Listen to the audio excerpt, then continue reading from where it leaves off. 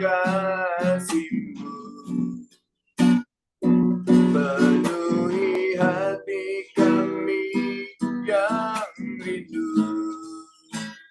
menyembah-Mu, Yesus. Sejauh langit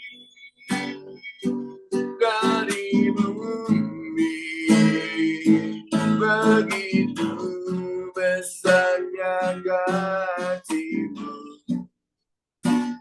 Kaulah Tuhan, kekuatanku, sukacitaku.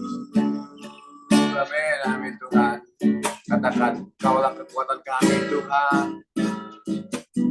Engkaulah kekuatanku. Yes Lord. Tempat perlindunganku saat badai menerpa. Amin. Aku tak akan goyah. Aku tak akan goyah, sebab Kau sertaku sejauh langit, sejauh langit dari bumi, begitu besarnya kasih-Mu, penuhi hati kami yang rindu menyembah-Mu, Yesus. Sejauh langit dari bumi, begitu besarnya kasih-Mu. Kaulah Tuhan, kekuatanku, sukacitaku. Amin. Terima kasih Bapa. Terima kasih ya Tuhan buat kasih setia yang Tuhan nyatakan dalam hidup kami. Kami bersyukur punya Allah seperti-Mu Tuhan, yang tidak pernah mengingat kesalahan kami, yang selalu mengampuni kami. Mari Bapak Ibu kita naikkan ucapan syukur kita, betapa bangganya kita punya Allah yang selalu memperhatikan kita. Seringkali Tuhan kami menyimak dari kehendak-Mu, tapi selalu Tuhan Kau membuka tangan-Mu untuk menerima kami. Terima kasih Bapa, terima kasih ya Tuhan. Sejauh langit dari bumi, begitu besarnya kasih-Mu, penuhi hati kami yang rindu menyembah-Mu, Yesus. Sejauh langit dari bumi, begitu besarnya kasih-Mu.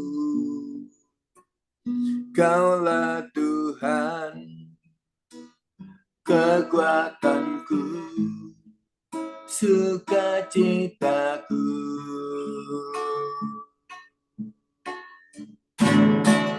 Sejauh langit dari bumi, begitu besarnya kasih-Mu, penuhi hati kami yang rindu menyembah-Mu, Yesus. Sejauh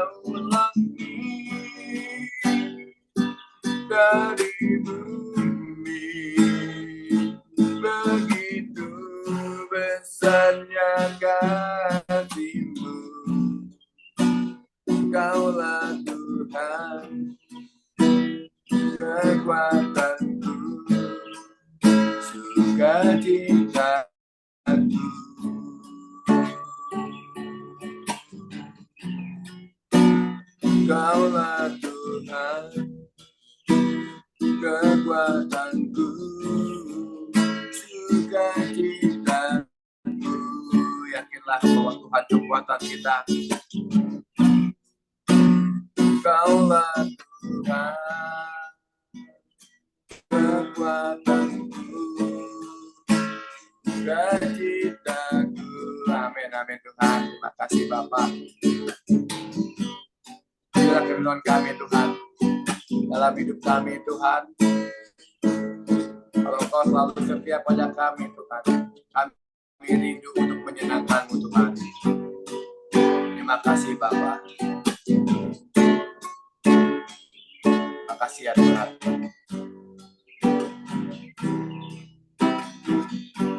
Terima kasih ya Yesus. Menyenangkan-Mu, senangkan-Mu, hanya itu kerinduanku. Menyenangkan-Mu, senangkan hatimu, hanya itu kerinduanku. Yes, Lord. Terima kasih Bapak. Tuhan, ku mau menyenangkan-Mu. Tuhan, bentuklah hati ini jadi bejana untuk hormat-Mu. Cemerlang bagai emas murni, menyenangkan-Mu, senangkan-Mu, hanya itu kerinduanku. Menyenangkan-Mu, senangkan hatimu, hanya itu kerinduanku. Tuhan, ku serahkan hatiku. Tuhan, ku serahkan hatiku. Semua ku berikan kepadamu. Kuduskan hingga tulus selalu, agar aku menyenangkan-Mu. Menyenangkan-Mu, senangkan-Mu, hanya itu kerinduanku.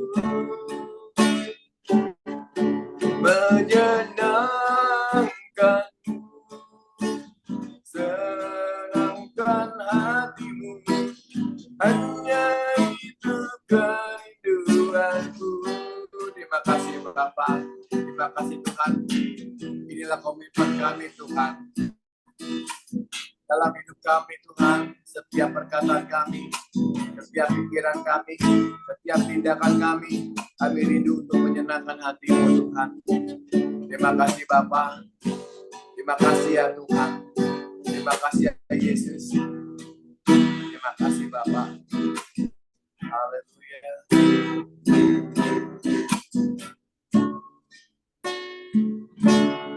Menyenangkan-Mu, senangkan-Mu, hanya itu kerinduanku.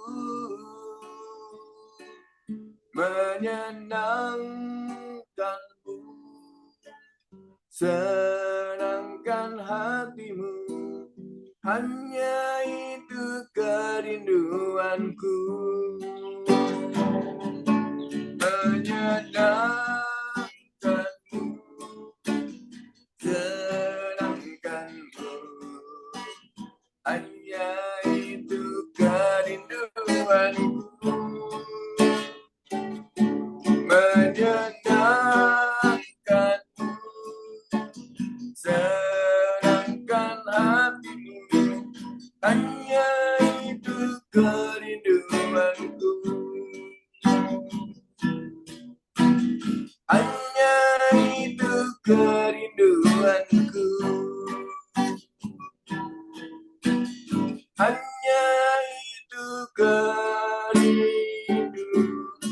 Tuhanku. Amin, amin Tuhan.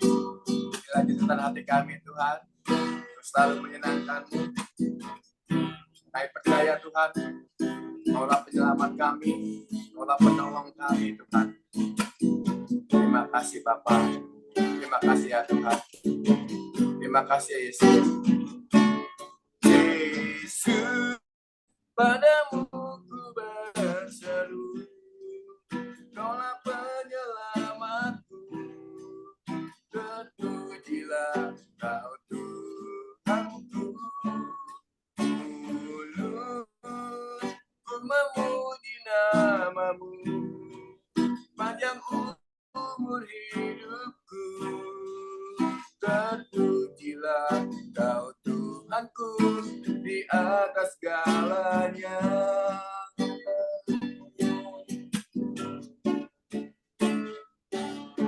Kau Tuhan, penolong dalam hidupku, ku percaya hanya kepadamu. Kau pegang tanganku dan tuntun langkahku. Yesus, Kau perlindunganku. Kau Tuhan, kekuatan dalam hidupku, penolongku dalam kesesakan. Kau gunung batuku dan pertahananku. Yesus, Kau kemenanganku. Semua katakan, Yesus, padamu ku berseru, Kaulah penyelamatku, terpujilah Kau Tuhanku. Mulutku memuji nama-Mu, panjang umur hidupku, terpujilah Kau Tuhanku di atas segalanya.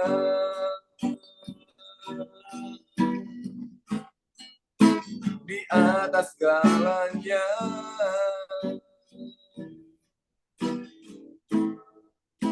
Di atas segalanya.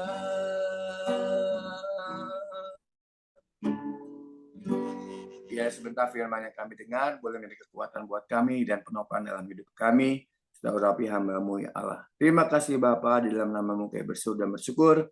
Amin. Amin. Puji Tuhan. Terima kasih. Tuhan Yesus berkati kita semua. Terima kasih Pak John, Pak Kianli, Bu Hening yang memberikan kesempatan dan mengingatkan. Pada pagi hari ini kita mau mendengarkan sebagian daripada kebenaran firman Tuhan. Mari kita bersatu dalam doa. Bapa dalam surga, terima kasih buat kebaikan-Mu, buat kemurahan-Mu, perlindungan, penyertaan-Mu, sehingga pagi hari ini kami bisa berkumpul Tuhan dalam hadirat-Mu. Ini adalah satu anugerah-Mu yang Kau berikan bagi kami. Kami bersyukur, kami berterima kasih kepadamu ya Tuhan. Ampuni akan salah, dosa, dan pelanggaran kami. Pakailah hamba-Mu, urapilah dengan urapan yang baru. Biarlah Roh Kudus sendiri yang berbicara kepada kami melalui hamba-Mu ya Tuhan. Terima kasih dari awal sampai akhirnya. Biarlah nama Tuhan dipuji, dipermuliakan. Di dalam nama Tuhan Yesus kami berdoa dan mengucap syukur. Haleluya. Amin. Shalom Bapak Ibu, pada pagi hari ini kita akan mendengarkan sebagian daripada firman Tuhan yang tentunya Bapak Ibu juga sudah sering mendengarkannya. Renungan ini saya sadur dari Pastor Rick Warren, renungannya bagaimana cara menolong orang untuk mendapatkan harapan dan kesembuhan. Ini diambil daripada Lukas 5 ayat 17 sampai dengan 26 dengan judul Orang Lumpuh Disembuhkan. Pada waktu Tuhan Yesus sedang mengajar, ada beberapa orang Farisi dan ahli Taurat duduk mendengarkannya. Mereka datang dari semua desa di Galilea dan Yudea dan dari Yerusalem. Jadi artinya tempat itu penuh banyak orang. Dan di sini ada beberapa orang pemuda yang ingin membantu satu temannya yang lumpuh untuk disembuhkan, tetapi karena tempatnya penuh, mereka nggak bisa jalan, lalu mereka mencari jalan sehingga naik ke atap dan apa namanya menghancurkan atap itu, orang lumpuh itu bisa masuk. Dan tepat sekali bahwa orang itu diturunkan waktu atap itu dihancurkan gitu, pasti kotor ya bawahnya. Jadi orang-orang itu pada menyingkir. Dan tempat itu tepat di depan Tuhan Yesus. Jadi waktu tandu itu diturunkan, itu ada di depan Tuhan Yesus. Nah, di sini pernahkah kita merasa bahwa seseorang tuh sama sekali tidak punya harapan? Bahwa dia tidak akan pernah datang kepada Kristus. Karena nggak sanggup, nggak ada lagi pengharapan, tidak ada iman, rasanya hidup ini hampa, putus asa, nggak ada jalan keluar. Mungkin itu adalah salah satu dari keluarga kita yang kecanduan alkohol, atau orang tua yang kecanduan obat, atau tetangga yang mempunyai ketergantungan, atau seseorang dengan luka, dengan penyakit yang tidak bisa disembuhkan, dengan hutang-hutang, terlibat hutang yang tidak, rasanya nggak ada jalan keluar. Bahkan dikucilkan, atau masalah emosi, stres, sehingga membuat dia mengalami kecemasan, atau bahkan bisa sampai mempengaruhi jiwanya. Dan dia menjauhkan diri daripada Tuhan, yang membuat mereka, menyebabkan mereka tidak mau datang kepada Tuhan. Rasanya Tuhan nggak ada. Sampai saat ini Tuhan nggak tolong saya. Tuhan nggak ada. Kalau ada nggak mungkin saya begini. Di mana Tuhan? Mana pertolongannya? Sudah berapa lama saya mengalami ini? Tuhan mendiami saya. Mereka menjauhkan diri. Mereka tidak mau datang kepada Tuhan. Mereka tidak beriman. Mereka tidak berpengharapan. Nah, di sini ada sekelompok beberapa orang yang adalah bagian penting dalam membantu orang yang lumpuh ini, yang lagi putus harapan, yang lagi lumpuh, yang udah nggak bisa berjalan, untuk mendapatkan pemulihan. Mungkin di antara kita ada yang sepertinya kita nggak lumpuh, kita terlalu kuat berjalan, terlalu kuat berpikir, tetapi kita lumpuh, iman kita lumpuh, kepercayaan kita lumpuh kepada Tuhan. Pengharapan kita bukan hanya pada Tuhan, mata kita tidak tertuju kepada Tuhan, tetapi hal-hal lain yang membuat dia menjauhkan dirinya daripada Tuhan. Salah satu hal yang paling disukai dengan menjadi bagian dari kelompok kecil yaitu kita dapat berdoa untuk perkara-perkara sukar sesama kita yang sepertinya tidak ada jawaban. Jadi kita sebagai kelompok-kelompok kecil atau pribadi-pribadi yang mau mengasihi orang yang paling kita sukai, atau yang harus menjadi kesukaan kita adalah kita berdoa untuk perkara-perkara buat sesama kita yang sedang mereka alami. Baik perkara apapun, mungkin kita tidak bisa membantu dengan cara apa, tetapi melalui doa-doa kita, melalui iman pengharapan kita bisa membantu mereka. Karena pada saat orang mengalami masalah, mereka imannya up and down. Seperti saya kalau dengar teman saya sakit ini, sakit itu, saya pinter. Saya bilang, obatnya ini, lu minum ini ya, lu minum ini sehari 2 kali, ntar sembuh lu. Gua aja sembuh, ayo minum. Atau enggak, lu minum yang ini, yang ini. Tapi giliran saya sendiri sakit ya, saya juga bingung, obat apa ya? Kok kayaknya ketutup begitu ya. Jadi saya ngerti, pada saat kita sehat dan kuat, itulah gunanya kita untuk menopang orang lain. Baik melalui doa, melalui perbuatan kita, melalui perkataan kita, dan yang terpenting melalui iman percaya kita. Saat mereka sedang lemah, sedang tumbang imannya, kita topang dengan iman kita, dengan kepercayaan kita. Dalam Lukas 5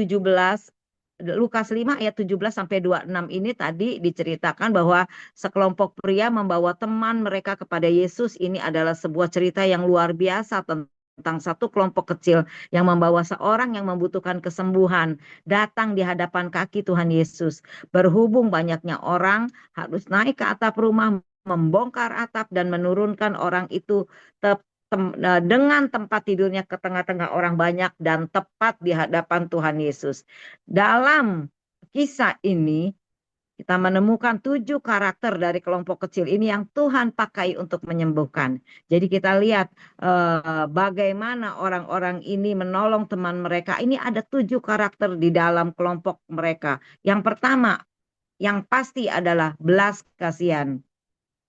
Pria lumpuh yang disembuhkan karena teman-temannya peduli. Semua dimulai dengan kepedulian kepada orang-orang yang dalam kesakitan. Roma 5 ayat 2 berkata, setiap orang di antara kita harus mencari kesenangan sesama kita demi kebaikannya untuk membangunnya. Tuhan memakai orang-orang itu karena mereka peka akan kebutuhan teman mereka. Tuhan akan memakai kita ketika pikiran kita tidak terus dipengaruhi oleh pemikiran akan kebutuhan kita sendiri. Dan lebih mulai peduli terhadap orang lain daripada kita sendiri. Jangan selalu egosentris. Apa-apa kita yang kita pikirkan kita duluan. Tetapi Tuhan mengajarkan untuk kita peduli terhadap sesama, penuh dengan belas kasihan. Itu yang Tuhan telah lakukan bagi kita. Bahwa Tuhan mengasihi kita dari Tuhan mengasihi kita senantiasa sampai pada akhir berkesudahannya. Demikianlah kita harus mencontoh kasih Yesus di dalam kehidupan kita. Seperti firman Tuhan berkata, kasihilah sesamamu manusia seperti dirimu sendiri. Contoh bahwa orang Samaria yang menolong orang yang dirampok itu, yang dikatakan siapakah dari antara ketiga ini, orang Lewi, orang ini, orang Samaria, siapakah mereka yang disebut sesama manusia, yaitu orang Samaria. Walaupun bukan sebangsa, walaupun bermusuhan, walaupun apa, tetapi kasih tidak membatasi, kasih tidak membedakan, kasih selalu hadir saat kita melihat orang-orang membutuhkan. Kasih itu mengetuk kita, mata kita akan melihat, perasaan kita akan terbuka saat kita melihat orang-orang membutuhkan. Bukan kita menjatuhkan, bukan kita menghancurkan, tetapi kita membangun dan memulihkan dengan kasih itu. Contoh orang ini, teman-teman mereka adalah karena ada belas kasihan. Mereka melihat temannya lumpuh, nggak bisa berjalan. Tadinya mungkin bersuka cita sama-sama, tetapi lumpuh sudah begitu lama. Dan mereka kasihan, mereka ingin untuk bersama-sama kembali. Yang kedua, iman. Mereka percaya Tuhan akan menyembuhkan teman mereka. Teman-temannya memiliki iman. Mungkin yang lumpuh ini udah nggak ada pengharapan. Udahlah, seperti di awal, Tuhan nggak ada. Kalau ada nggak mungkin gini. Tetapi teman-teman mereka yang lagi sehat ini memiliki iman yang kokoh, iman yang kuat dan percaya Tuhan sanggup menyembuhkan mereka. Lukas 5 ayat 20 berkata, ketika Yesus melihat iman mereka, iman teman-temannya bukan iman yang lumpuh. Berkatalah Tuhan, hai saudara, dosamu sudah diampuni. Bukan karena iman orang lumpuh yang membuat dia sembuh, tetapi karena iman teman-temannya lah ia disembuhkan. Berapa banyak orang yang Anda kenal sedemikian lumpuhnya sampai mereka tidak dapat percaya kepada Tuhan. Itulah waktunya di mana kita harus percaya untuk mereka. Itulah waktunya. Makanya setiap saat kita harus selalu berkoneksi, berhubungan dengan Tuhan. Sehingga iman kita tetap ada. Roh kita tetap menyala-nyala. Sehingga pada waktu dibutuhkan, orang-orang membutuhkan, kita siap. Api kita siap untuk diberikan. Kasih kita siap untuk diberikan. Iman kita siap untuk menopang mereka. Yang ketiga, tindakan. Orang-orang ini tidak hanya berdoa untuk teman mereka, mereka juga bertindak. Tidak cukup hanya berdoa untuk seseorang yang dalam kesakitan dan terperangkap dalam dosa. Kita harus melakukan sesuatu. Tuhan Yesus berkata dalam Lukas 14 ayat 23. Lalu kata Tuhan itu kepada hambanya, pergilah ke semua jalan dan lintasan dan paksalah orang-orang yang ada di situ masuk karena rumahku harus penuh. Banyak sekali contoh di dalam Alkitab tentang orang-orang yang membawa orang lain kepada Yesus. Tidak semua orang itu pemenang jiwa, tetapi semua orang adalah pembawa jiwa. Kita harus melakukan tindakan. Kita mengasihi bukan dengan perkataan, tetapi dengan tindakan. Kasih satu-satunya yang paling tidak dapat dilakukan oleh siapapun adalah pengampunan dosa. Kasih yang Tuhan berikan. Oleh karena itu, kita ajak teman-teman kita, saudara-saudara kita yang belum terima Tuhan Yesus untuk masuk ke dalam kerajaannya, untuk terima Tuhan Yesus sebagai Tuhan dan Juru Selamat pribadi. Kita harus melakukan tindakan. Ini adalah contoh seperti teman-temannya ini yang bertindak walaupun tidak sulit, tidak mudah untuk membawa orang lumpuh ini ke hadapan Yesus karena orang penuh berkerumun. Nggak mungkin geser-geserin orang, jadi sampai mereka mengambil jalan tuh sampai naik ngegotongin, dan itu saya percaya bukanlah pekerjaan yang mudah. Belum lagi mereka harus membongkar atap. Mungkin ada satu temennya bilang, ah udahlah capek nggak sanggup. Tapi temen yang lain, ayo dikit lagi. Mungkin abis itu yang ini, aduh kaki gue keseleo, tangan gue kecapean. Ayo dikit lagi mau nyampe. Itulah saling membantu, saling menguatkan satu dengan yang lain. Sehingga terjadilah sampai di hadapan Yesus dan terjadilah kesembuhan, pemulihan itu. Kalau sudah mendapat hasilnya karena kita bertindak, kita pasti akan merasa puas, kita pasti tidak akan merasa sia-sia karena proses tidak mengkhianati hasil, apalagi di hadapan Tuhan. Tuhan terlalu tahu apa yang kita butuhkan, Tuhan terlalu tahu siapa diri kita. Yang keempat, ketekunan. Kita semua kadang-kadang mengalami patah semangat ketika kita mencoba menjangkau keluarga, teman, dan kenalan kita dengan Injil.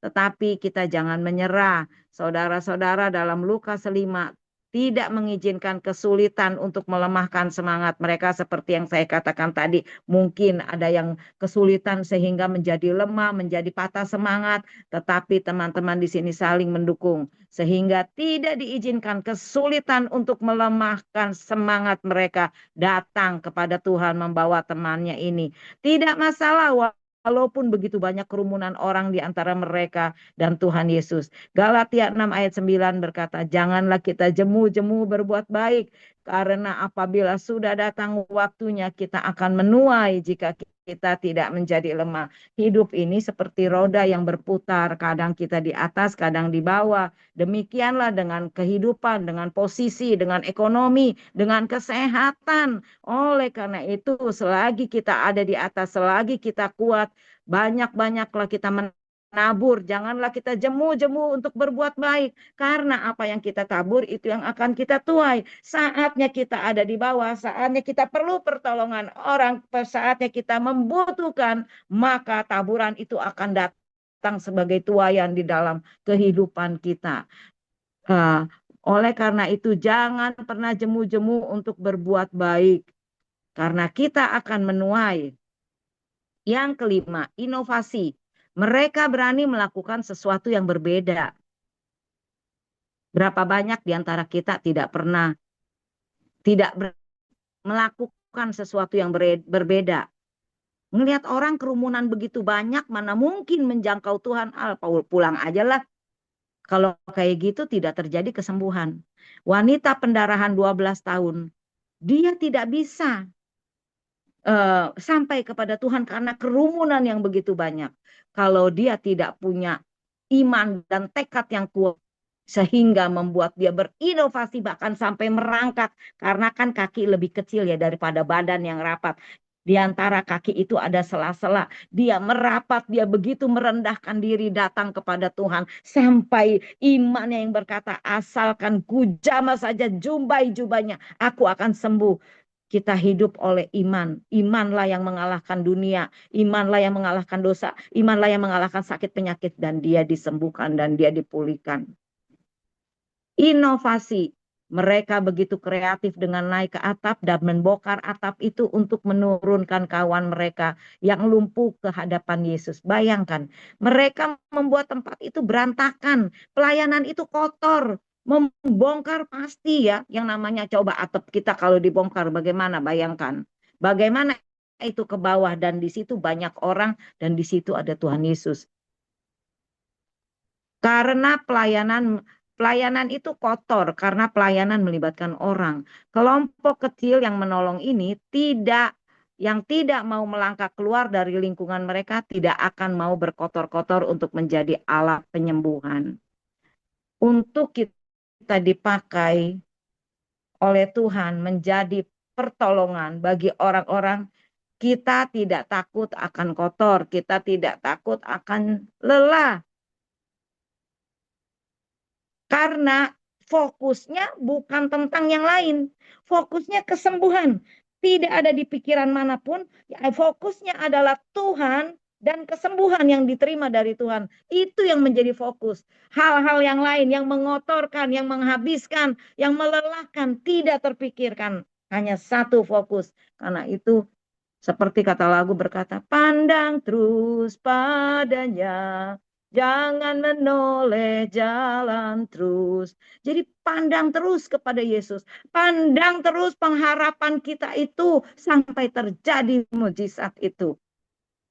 Jangan melihat ke kiri, ke kanan yang kotor, yang becek, yang apa. Semuanya jangan pandang. Pandang terus pada Yesus. Jangan menoleh kiri dan kanan. Yang keenam, kerjasama. Sangat jelas bahwa mereka bekerja sama untuk membawa teman mereka kepada Yesus. Yang tadi kerjasama, kalau yang satu bilang, aduh udah deh gak sanggup gue, udah mau pulang aja lah. Lalu yang nomor 2 juga bilang, bener, aduh gue juga gak kuat nih sampai begini, ya ampun kudu manjat-manjat gini, malu-maluin banget ya, harga diriku di mana. Zaman sekarang kan jaim ya kan, mau tolong orang tapi pakai jaim. Nah itu, nah kalau yang kayak gitu, bayangin tinggal 2 orang ngangkut ke atas, apakah mereka kuat? Tetapi mereka tetap bersatu sehingga tetap kuat. Bersatu kita kuat, bercerai kita runtuh. Demikian pula iman, kesatuan iman mengokohkan, menguatkan. Pekerjaan itu terlalu berat untuk dilakukan oleh satu orang. Karena itu kita harus mempunyai komunitas, satu iman, satu visi, satu tujuan, satu bahasa untuk mengerti tujuan kita dan kita selalu saling mendukung satu dengan yang lain, mempererat. Kayak kita punya satu tim. Film aja Mission Impossible juga ada timnya. Nggak mungkin satu orang.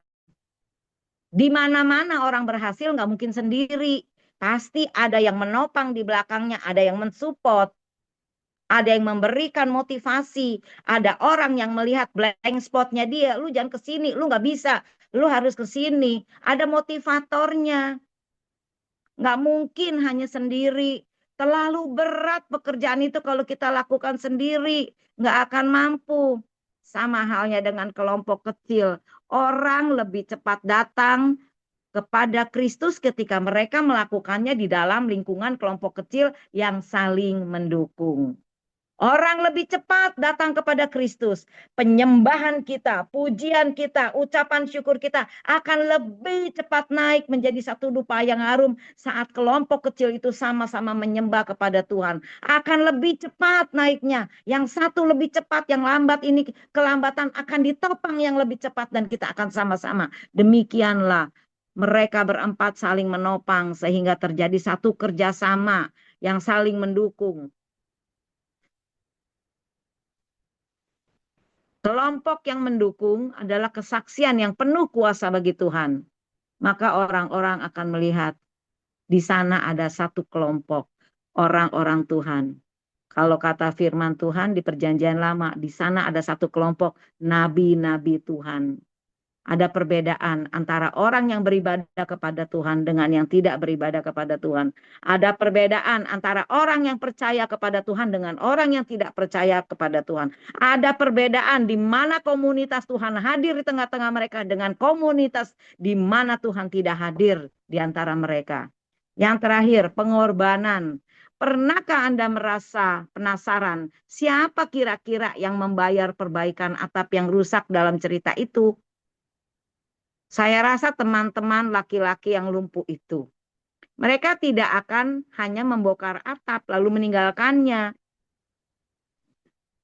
Meninggalkannya begitu saja agar orang lain memperbaikinya. Entah itu waktu, uang, usaha, atau apa saja. Selalu ada harga yang dibayar untuk membawa orang datang kepada Kristus. Pengorbanan diperlukan saat kita melayani Tuhan melalui sesama. Beberapa waktu yang lalu tema di FC adalah tentang pelayanan. Di sini jelas-jelas dikatakan, di gereja juga waktu itu dibahas tentang pelayanan. Tentang pelayanan yaitu yang kita pakai untuk pelayanan adalah waktu, time, uang, money, dan usaha, talenta kita. Jadi saya ingat sekali Pendeta Stephen Tong waktu itu saya dengar ada orang yang tidak bisa melayani karena tidak punya waktu. Karena dia terlalu sibuk pekerjaannya, karena udah direktur, udah owner. Tetapi dia bisa melayani Tuhan dengan uangnya. Dia tidak punya waktu, tapi dia punya uang. Ada orang yang punya waktu, tapi nggak punya uang. Mereka melayani dengan waktunya, dan uangnya ditopang dari orang yang mempunyai uang, tapi tidak punya waktu. Jadi di dalam pelayanan selalu ada pengorbanan. Kita mau bawa orang kemanapun, mau obatin orang, bantuin kemana, kita menghabiskan waktu kita. Yang tadinya kita mau, aduh gua ada kerjaan ini. Tapi karena kasih kita mau berkorban, kita tinggalkan pekerjaan kita. Kita antar teman kita, saudara kita ke dokter, perawatan, konsultasi. Itu semua udah menghilangkan waktu kita. Tapi karena kita mengasihinya, kita mau berkorban. Kita anterin saudara ke rumah sakit atau kemana yang dia butuhkan. Saat itu dia nggak punya uang. Ongkosnya zaman sekarang nggak ada yang jalan kaki jauh-jauh naik onta. Mesti keluar biaya. Kita membiayai. Sedikit atau banyak uang itu keluar. Jadi selalu ada pengorbanan, baik waktu, tenaga, uang. Itu namanya pengorbanan. Kasih tidak mungkin tidak ada pengorbanan. Kita mengasihi seseorang, Tuhan ajarkan. Bahkan mengasihi musuh-musuh kita. Apakah itu enggak pengorbanan? Pengorbanan perasaan. Dihina, dikucilkan, dilecehkan. Banyak sekali. Itu pengorbanan. Pengorbanan perasaan yang lebih daripada pengorbanan uang. Uang bisa kita cari, tapi kalau perasaan kita harus kelola hanya di dalam Tuhan. Kita bisa pulih dengan sendirinya. Waktu miliknya Tuhan, nggak bisa kita putar lagi. Kita udah anterin 3 jam, mau balik lagi, ulang lagi dong. Tadi jam 12, sekarang udah jam 3. Balik lagi jam 12, kita mau melakukan hal kita lagi, udah nggak bisa. Itu punya Tuhan. Banyak hal-hal yang tidak dapat diulang kembali. Tetapi apa yang kita kerjakan itu makanya haruslah bermakna. Sehingga kita menghabiskannya bukan karena atau untuk kesia-siaan. Tetapi ada satu yang bermakna yang dimana itu Tuhan menganggap itu sebagai kebaikan, kebenaran yang telah kita lakukan sehingga tidak pernah sia-sia. Lukas 16 ayat 9 berkata, dan aku berkata kepada, ikatlah persahabatan dengan menggunakan mamon yang tidak jujur, supaya jika mamon itu tidak dapat menolong lagi, kamu diterima di dalam kemah abadi. Jadi, tentu Bapak, Ibu, saudara-saudara tahu mamon yang tidak jujur. Selagi kita memiliki mamon, gunakan mamon itu untuk kebaikan, menabur, supaya kalau Mamon ini sudah tidak bisa menolong, artinya hubungan kita antara kita dengan Tuhan tidak bisa dibeli, tidak bisa dibayar dengan Mamon, tetapi bisa dibayar dengan perbuatan-perbuatan yang telah kita lakukan dengan Mamon ini. Bukan artinya seperti eh, seperti tetangga sebelah yang dengan berzakat berfitrah itu udah pasti. Tetapi belas kasihan adalah milik Tuhan. Pengampunan, pembenaran adalah milik Tuhan. Tidak ada satu yang bisa memberikan pembenaran itu. Kita lihat bahwa orang yang disembuhkan ini karena dosanya telah diampuni, dosa-dosa teman-temannya diampuni. Pengampunan hanya daripada Tuhan. Kita akan mendapatkan kesembuhan saat kita telah diampuni dosa-dosa kita. Jelas-jelas firman Tuhan bilang bahwa tangan Tuhan tidak kurang panjang, telinga Tuhan tidak kurang tajam untuk mendengar seruan dan doa kita. Tetapi yang menjadi penghambat adalah dosa dan pelanggaran kita. Jadi saat kita mempunyai beban, kita berdoa, Tuhan menjawab karena Tuhan sudah mengampuni dosa-dosa kita, sudah membenarkan kita. Dan hubungan kita dengan Tuhan dengan menggunakan Mamon adalah seperti yang dikatakan, janganlah kita menaruh di pundi-pundi yang ada di dunia ini karena ngengat dan karat bisa menghabiskannya. Tetapi kita taruh, kita simpan di dalam kerajaan surga. Dengan hati yang tulus kita mau bersyukur kepada Tuhan untuk apa yang telah kita lakukan. Biarlah renungan pada pagi hari ini kiranya memberkati kita sekalian. Dan yang terakhir saya mau kasih di sini ada ayat terakhir dari ayat 26.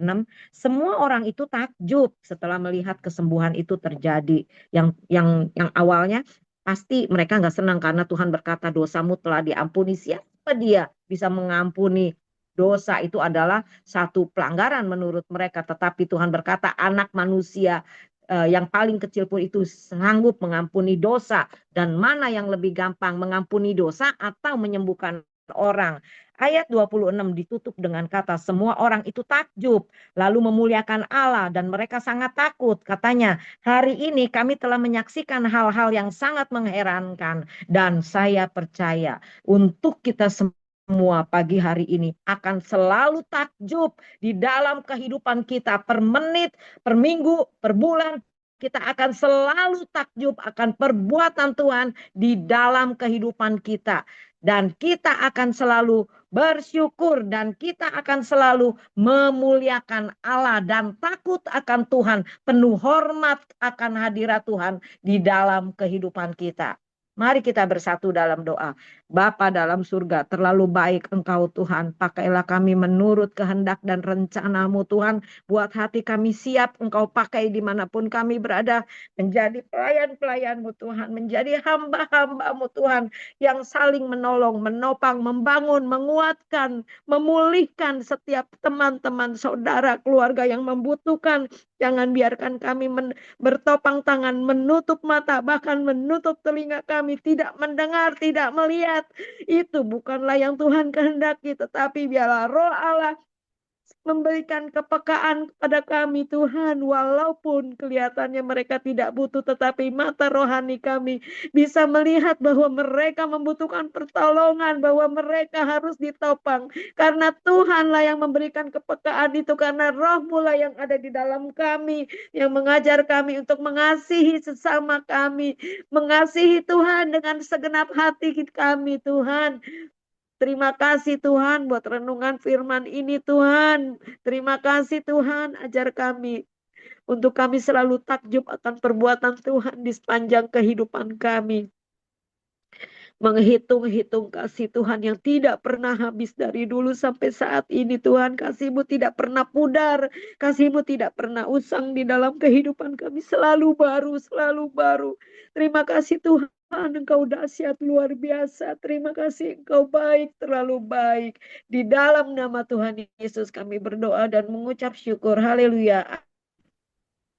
Bapak Ibu yang terkasih, kita akan masuk di dalam doa syafaat. Terima kasih Tuhan buat kebaikan-Mu. Terima kasih Tuhan. Kami sudah duduk diam Tuhan. Biarlah pujian kami Tuhan menjadi keharuman bagi-Mu Tuhan. Dan firman-Mu Tuhan yang sudah mengingatkan kami untuk terus melayani-Mu Tuhan. Terima kasih Tuhan. Kami bersatu hati Tuhan. Kami ingin berdoa ya Tuhan Yesus untuk mengenai tambang ilegal. Presiden menginstruksikan agar seluruh aparat penegak hukum memperluas upaya penertiban praktek pertambangan ilegal di Indonesia. Kami berdoa agar para penegak hukum tidak kompromi, tidak menerima suap. Kami juga berdoa kekayaan sumber daya alam Indonesia dikelola secara benar untuk kemakmuran rakyat.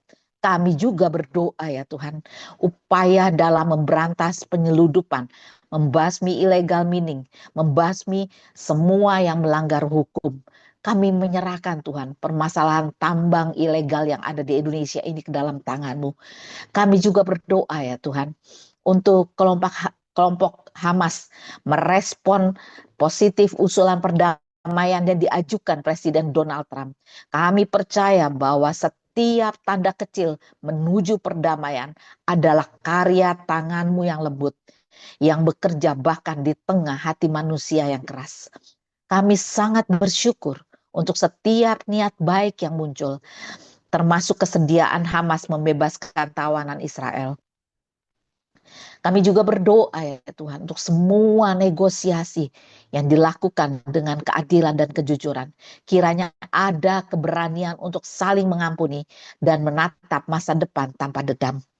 Kami bangga Tuhan punya Engkau. Terima kasih Tuhan atas penyertaan-Mu. Kami menyerahkan Tuhan Yesus doa-doa kami ke dalam tangan-Mu, baik yang Indonesia maupun di luar Tuhan. Kami menyerahkan semuanya Tuhan di dalam nama Tuhan Yesus. Haleluya.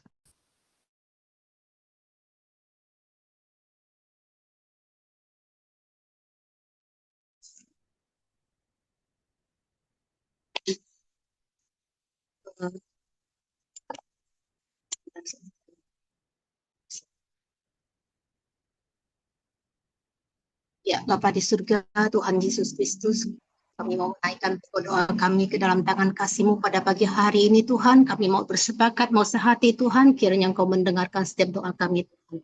Bapa, kami berdoa untuk konferensi JDN 28-31 Oktober, pertemuan para fasilitator doa dari berbagai kota di Indonesia. Kita doakan berjalan lancar, segala yang dibutuhkan Tuhan sediakan. Tuhan memuliakan pertemuan ini, memberi dampak yang lebih besar sehingga api doa makin berkibar. Berdoa juga untuk konferensi anak muda yang dilakukan tanggal 28 Oktober di GDG LPMI dan malamnya akan momentum doa anak muda serentak di berbagai kota sehingga boleh terjadi dengan lancar dan baik. Tuhan Yesus, Engkau memberkati Bapa. Tuhan Yesus, kami juga berdoa untuk kolaborasi semakin terjalin dengan baik dan kuat antara organisasi penerjemahan Alkitab, gereja lokal, pekerja misi, orang-orang lokal dan rumah-rumah doa. Kita doakan agar baik, diterima oleh banyak orang dan banyak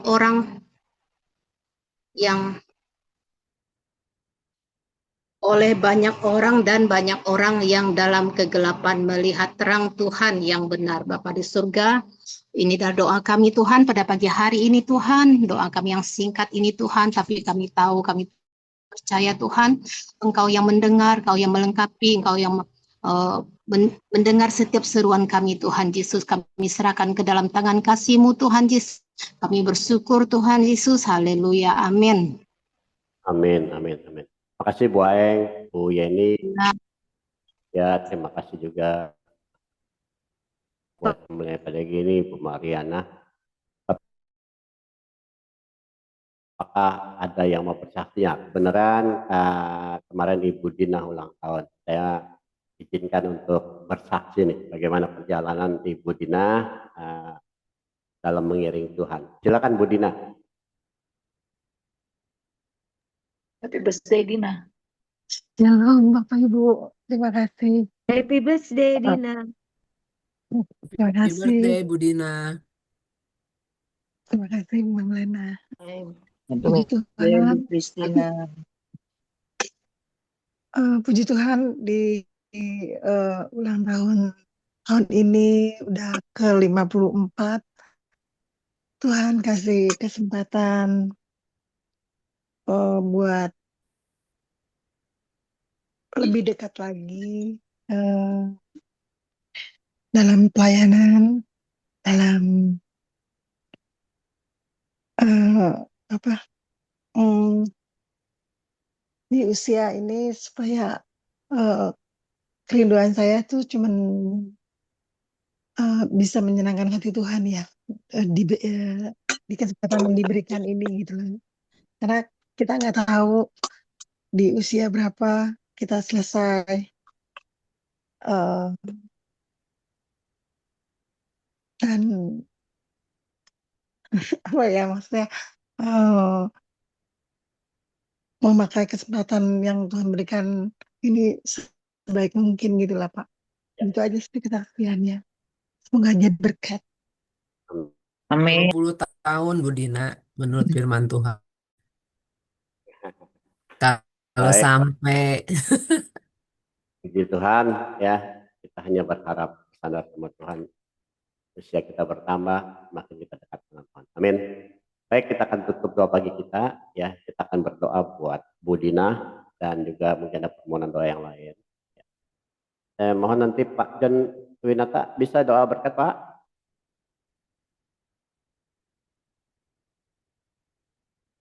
Oke, kalau kita nanti saya ya. Baik, kita tetap kita doa ulang tahun.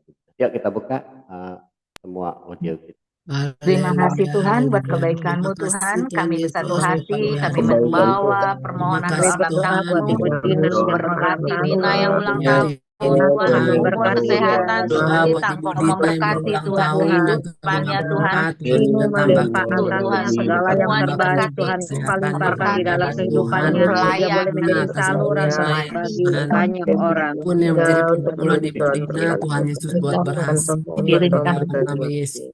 kasih Tuhan juga untuk berkati setiap segala pekerjaan kami Tuhan. sepanjang hari ini, pekerjaan anak-anak Bapak, kami, cucu kami, Di menantu kami semuanya pekerjaan, ada dalam usaha, tangan kasih-Mu Tuhan. Kami percayakan hari ini hari bahagia, hari ini hari sukacita, temukan hari ini hari penuh sayur, berkat dan iman, limpah atas kami kita Tuhan. kasih Terima tahu kasih Tuhan. Bapa, kami sudah Saya berdoa dan dalam nama bersyukur. Yesus Amin. adalah jawaban. Dalam nama Yesus, amin. Haleluya.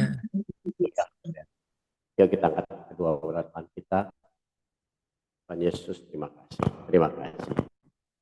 Bapak Ibu, saudaraku, terimalah berkat daripada Allah Bapa, kasih sayang daripada Tuhan Yesus Kristus, persekutuan Roh Kudus menyertai kita pagi ini dan sampai malam nanti dan sampai Maranatha Tuhan Yesus datang di dalam awan-awan menjemput kita.